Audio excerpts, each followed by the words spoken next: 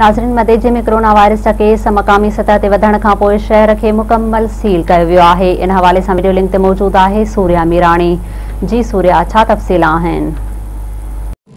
जी नाज़रीन, मदेजी में जेको 3 ॾींहनि खां मदेजी शहर खे मुकम्मल तौर सील कयो वियो आहे। जॾहिं त कारोबारी मर्कज़ अॻु में ई पिणु बंदि आहिनि ऐं उन खां पोइ जेको आहे सो हिते मक़ामी सतह ते जेके केस वधंदा पिया वञनि ॾींहों ॾींहों, उन में तफ़तीशनाक ॻाल्हि थी वई आहे।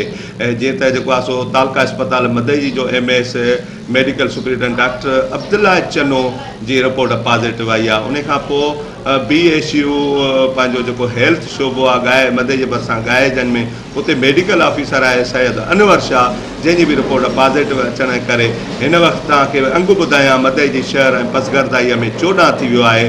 जेको आहे सो हिसास ऐं इलाइक़े में ख़ौफ़ हिरास छाइजी वियो आहे। इन सिलसिले में जेको आहे सो AC पारां जेको आहे सो मेडिकल टीम वठी ऐं रेंजर्स जा जवान वठी, पुलिस जा जवान वठी जेको शहर में जेको अमल कयो वियो त ज़बरदस्ती मोटरसाइकिलनि तो लाहे ऐं जेको आहे सो दुकानदारनि खे ज़बरदस्ती जेको आहे सो जेके सिहतियाब माण्हू आहिनि उन्हनि जी जेको आहे सो कोरोना वायरस जी टेस्ट कई पई। जेको शहरनि जो चवणु आहे त इहो अमल सरासर ग़लति आहे, जेका हिननि जी शहरनि जी इज़त ऐं नफ़्स मजरू कयो थो वञे। हुननि चयो त भई थियणु खपे बिल्कुलु जेको आहे बीमार जंहिंमें शक आहे कोरोना जी जेके अलामतूं आहिनि उहे हुअणु खपनि, उन्हनि खे जेको आहे सो बिल्कुलु टेस्ट थियणु खपे। इन सिलसिले में मुंहिंजी ॻाल्हि ॿोल थी SHO मदेजी सां।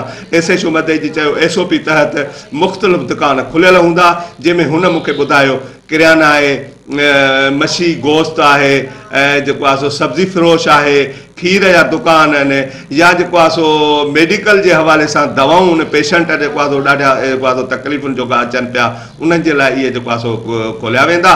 जेको SOP तहत मास्क वग़ैरह इहो न पाईंदो उन्हनि खे कानून मूजिबि जेको आहे सो उन्हनि खे सज़ा ईंदी। जी सूर्या, अवां जी महिरबानी।